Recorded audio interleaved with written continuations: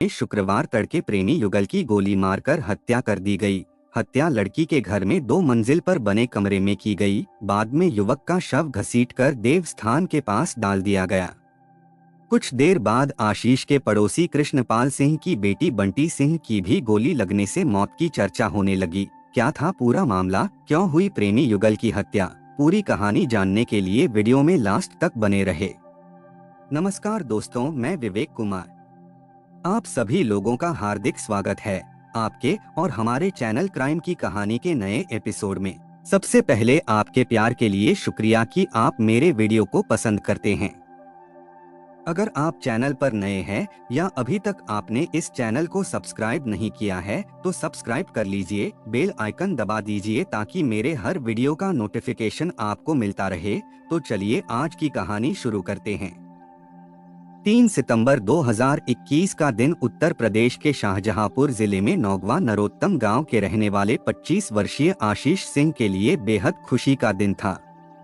इसकी वजह यह थी कि आशीष अपने दूसरे बच्चे का पिता जो बना था, उसकी पत्नी दीपा ने बेटी को जन्म दिया था। इस खुशी में वह फूला नहीं समा रहा था।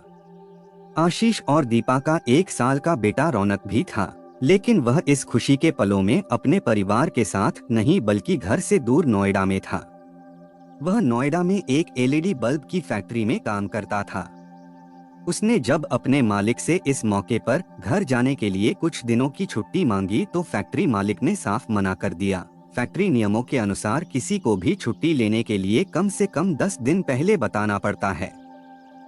तो ऐसे में आशीष के पास 10 दिनों के इंतजार करने के अलावा और कोई रास्ता नहीं बचा था। 10 दिनों के बाद 14 सितंबर को आशीष नोएडा से अपने परिवार और बच्चों के लिए ढेर सारे खिलौने लेकर अपने गांव लौटा। अपनी बेटी को देखकर आशीष की खुशी का कोई ठिकाना नहीं था। गांव लौटने के बाद आशीष ने अपने पिता बनने की खुशी में पूरे गांव में मिठाई बांटी और अपने करीबियों को दावत दिया। मिठाई बांटते हुए वह अपने घर के पास उस घर में गया जहां उसकी जवानी की यादें जुड़ी हुई थीं। यह घर किशनपाल सिंह का था। दरअसल किशनपाल की 22 वर्षीय बेटी बंटी सिंह से आशीष सिंह का प्रेम संबंध करीब 7 साल पुराना था। आशीष और बंटी के बीच संबंध को गांव में रहने वाला हर कोई जानता था। किशनपाल और बंटी की मां को मिठाई देकर वहां से निकल आया और सोचते हुए अपने घर की ओर चला गया। दरअसल आशीष पिछले साल उत्तर प्रदेश में हुए प्रधानी के चुनावों में प्रत्याशी के तौर पर खड़ा हुआ था, लेकिन उसे बेहद बुरी तरह हार का सामना करना पड़ा, जिसके बाद उसे गाँव में अन्य प्रधान प्रत्याशियों से जान से मारने की धमकी मिली थी। मामला शांत और ठंडा करने के लिए आशीष के घर वालों ने उसे कुछ दिनों के लिए गांव से बाहर चले जाने की नसीहत दिया। उसी दौरान वह नोएडा में एलईडी बल्ब की फैक्ट्री में काम करने लगा था। कुछ दिन ऐसे ही बीत गए, लेकिन आशीष के दिलो दिमाग से बंटी हर समय छाई रही। अपनी शादी के 2 साल और 2 बच्चे हो जाने के बाद भी वह 7 साल के अपने प्यार को भुला नहीं पा रहा था। हालांकि आशीष और बंटी दोनों साथ में अपनी जिंदगी गुजारना चाहते थे, लेकिन उनके माँ बाप और घर के बाकी सदस्यों को उनका ये संबंध मंजूर नहीं था। मामला धर्म का नहीं था और न ही जाति का था, बल्कि दोनों एक ही गोत्र से थे, जिसकी वजह से दोनों के घर वालों को उनका रिश्ता मंजूर नहीं था। बंटी से मिलकर बात करने की ख्वाहिश आशीष के दिमाग में इतनी सवार हुई कि उसने ऐसा करने के लिए सारी हदें पार करने का फैसला कर लिया। 16 सितंबर 2021 की रात को बिस्तर पर लेटे हुए आशीष ने अपने दिमाग में बंटी से मिलने का प्लान बनाया। उसने यह तय कर लिया कि वह अपनी बीवी दीपा और अपने बच्चों के साथ नहीं, बल्कि अपनी प्रेमिका बंटी के साथ बाकी की जिंदगी गुजारेगा। रात के करीब 1 बजे आशीष अपने बिस्तर से उठा और दबे पांव अपने घर से बिना किसी को बताए निकल गया। उसके घर से बंटी का घर मात्र 200 मीटर यानी सिर्फ 4-5 मिनट की दूरी पर था। आशीष गली से होते हुए बंटी के घर के नजदीक पहुंचा तो देखा कि उनके घर पर रोशनी फैली हुई थी। उसने रास्ता बदला और बंटी के घर के पीछे वाले रास्ते पर जाकर छलांग लगाकर घर के आंगन में जा घुसा। किसी को कानों कान खबर तक नहीं हुई कि घर में कोई घुस आया है। छिपते छिपाते सीढ़ियों के सहारे दूसरी मंजिल में बंटी के कमरे में जा पहुंचा और दरवाजे के पीछे छिपकर बंटी का इंतजार करने लगा। इधर बंटी नीचे अपनी माँ के साथ रोटियां सेंक रही थी। रात के करीब 1:15 बज रहे थे। उसके पिता किशनपाल जल्दी ही खाना खाकर सो गए थे। बंटी खाने की प्लेट लेकर अपने कमरे की ओर चल पड़ी। सीढ़ियों से चढ़ते हुए बंटी दूसरी मंजिल पर अपने कमरे का दरवाजा खोल अंदर घुसी और लाइट जलाई तो अपनी आंखों पर उसे भरोसा नहीं हुआ। उसने देखा कि बिस्तर पर आशीष बैठा हुआ था, लेकिन बंटी ने आशीष को देखकर शोर नहीं मचाया। वह चुप रही और अंदर से कमरे का दरवाजा बंद कर लिया। आशीष को अपने कमरे में देख आश्चर्यचकित होकर बंटी धीमी आवाज में फुसफुसाई, तुम यहाँ क्या कर रहे हो? जल्दी यहाँ से भागो, जल्दी निकलो, मेरी माँ किसी भी समय यहाँ आती ही होगी। बंटी की बात सुन आशीष अपने पंजों के सहारे उसकी ओर बढ़ा और उसका हाथ पकड़ते हुए बोला, नहीं, मैं यहाँ से नहीं जाऊँगा, मैं तुम्हें लेने आया हूँ। मैंने फैसला कर लिया है, मुझे तुम्हारे ही साथ अपनी आगे की पूरी जिंदगी काटनी है। यह कहते हुए आशीष ने बंटी के हाथों को कसकर पकड़ लिया। बंटी आशीष के हाथों से अपने हाथों को झटके से छुड़ाते हुए बोली, यह क्या मजाक है? तुम्हारी बीवी है, 2 बच्चे हैं, तुम इस बारे में अब सोच भी कैसे सकते हो? बंटी की बात सुनकर आशीष कुछ पलों के लिए मौन हो गया, लेकिन अपनी चुप्पी तोड़ते हुए और अपने दोनों हाथों को बंटी के गाल पर लगाते हुए बोला, तुम्हें उनके बारे में चिंता करने की जरूरत नहीं है। तुम खुद सोचो, हम एक दूसरे से प्यार करते हैं। यह बात पूरे गांव वालों को मालूम है, लेकिन हम घर वालों की वजह से कभी एक नहीं हो पाए। सिर्फ कमबख्त एक गोत्र की वजह से हम दोनों का कभी मिलन नहीं हो पाया। इस बार मैंने तय कर लिया है कि मैं तुम्हें यहाँ से अपने साथ लेकर ही जाऊंगा। यह सुनकर बंटी ने खुद को आशीष से दूर किया और बोली, अब बहुत देर हो चुकी है, यह ख्याल अपने मन से निकाल दो। और तुमने यह सोच भी कैसे लिया कि मैं तुम्हारे साथ चलने के लिए राजी हो जाऊंगी? वो भी तब जब तुम्हारी शादी हो गई, 2 बच्चे भी हो गए। अगर मुझसे प्यार था और ये हिम्मत पहले दिखाई होती तो मैं मान भी जाती। हम साथ मिलकर दुनिया से लड़ लेते। अब मैं तुम्हारे साथ रहने के लिए दीपा और तुम्हारे बच्चों की जिंदगी खराब नहीं कर सकती। मुझे माफ कर देना। वैसे भी तुम्हारी शादी के बाद मैंने खुद को संभाल लिया है। अब मैं भी खुद की एक नई जिंदगी शुरू करना चाहती हूँ। बेहतर होगा तुम मुझे भुला दो। लेकिन बंटी के साफ इनकार करने के बाद वह अपने होशो हवास खो बैठा। किसी तरह खुद को संभालते हुए आशीष ने बंटी को समझाने की एक और कोशिश किया, लेकिन वह नाकामयाब रहा। सुबह के करीब 6 बजे नौगवा नरोत्तम गांव के लोग अपने बिस्तर से उठे ही थे और अपनी दिनचर्या में व्यस्त हो ही रहे थे कि अचानक गांव वालों ने गांव के सबसे बड़े पीपल के पेड़ के नीचे कुछ ऐसा देखा जिसकी उन्होंने कभी कल्पना भी नहीं की थी। लोग उस पेड़ के नीचे सुबह सुबह पूजा करने के लिए जब पहुंचे तो उन्होंने वहां आशीष के शव को पड़ा देखा।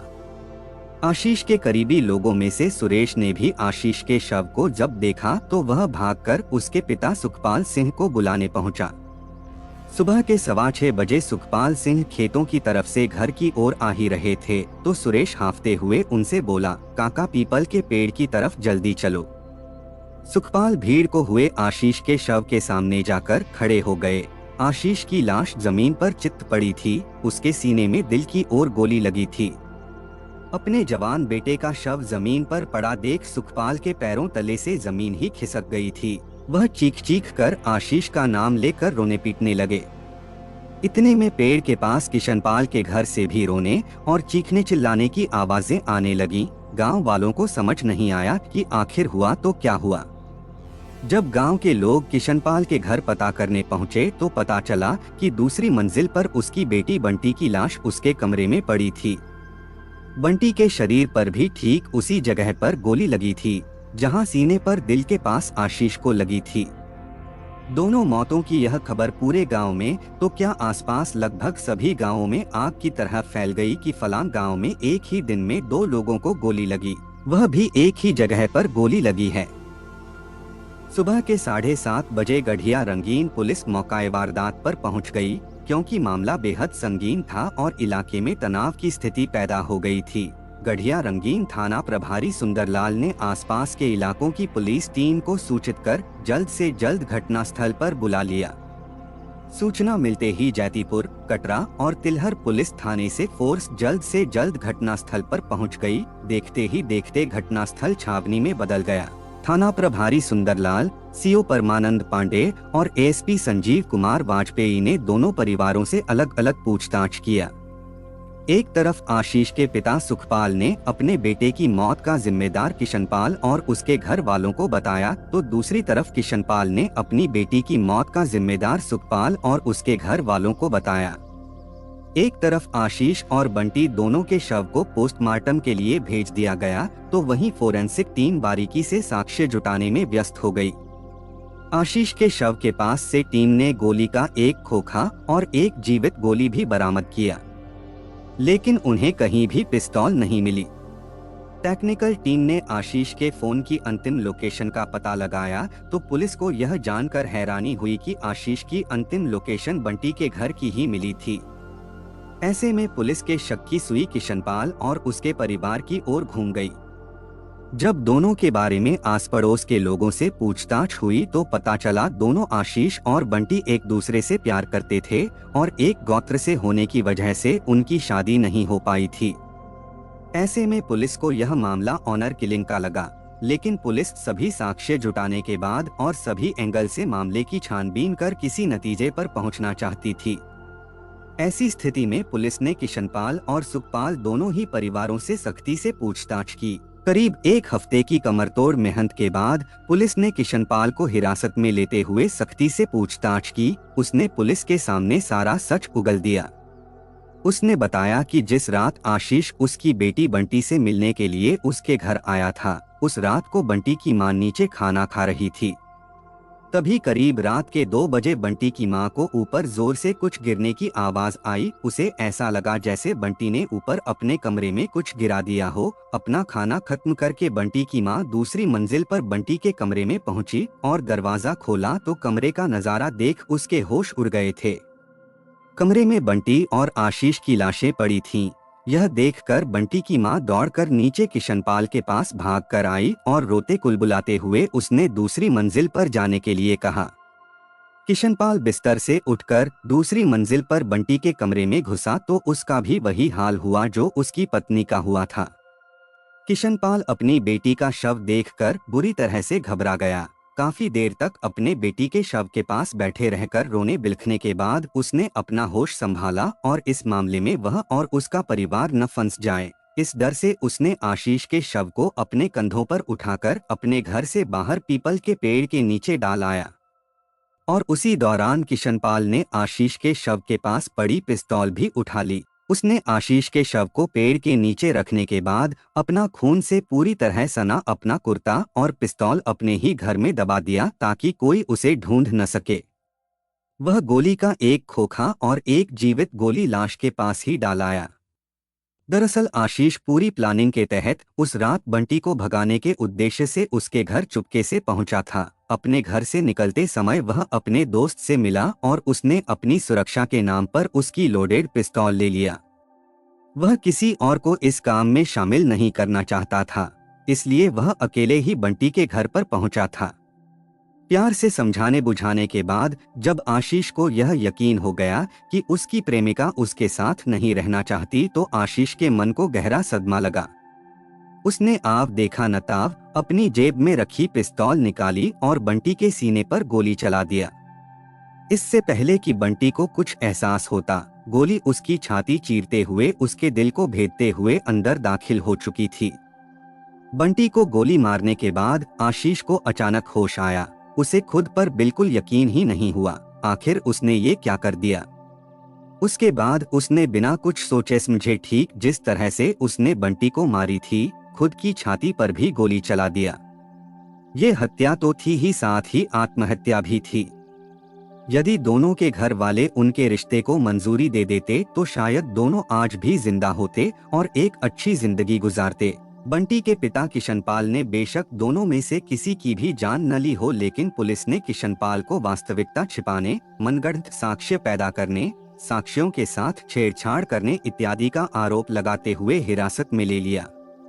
किशनपाल को हिरासत में लेकर उसकी निशानदेही पर पुलिस ने उसी के घर से रक्तरंजित कुर्ता और पिस्तौल भी बरामद कर लिया। पुलिस ने किशनपाल को गिरफ्तार कर कोर्ट में पेश किया, जहां से उसे जेल भेज दिया गया। कहानी को लास्ट तक सुनने के लिए आपका धन्यवाद। इस कहानी के बारे में अपनी राय कमेंट करके जरूर बताइएगा और ऐसी ही अपराध की सच्ची कहानियों के लिए हमारे चैनल क्राइम की कहानी को सब्सक्राइब कर लीजिए। कहानी को लाइक और शेयर जरूर करें। धन्यवाद।